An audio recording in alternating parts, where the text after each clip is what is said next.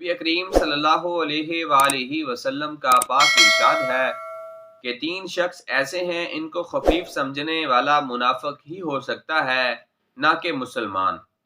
وہ تینوں شخص یہ ہیں: ایک بوڑھا مسلمان، دوسرا عالم، تیسرا مصنف حاکم۔ بعض روایات میں نبی کریم صلی اللہ علیہ وآلہ وسلم کا ارشاد ہے کہ مجھے اپنی امت پر سب چیزوں سے زیادہ 3 چیزوں کا خوف ہے۔ ایک یہ کہ ان پر دنیاوی فتوحات زیادہ ہونے لگیں گی، جس کی وجہ سے ایک دوسرے سے حسد پیدا ہونے لگے گا۔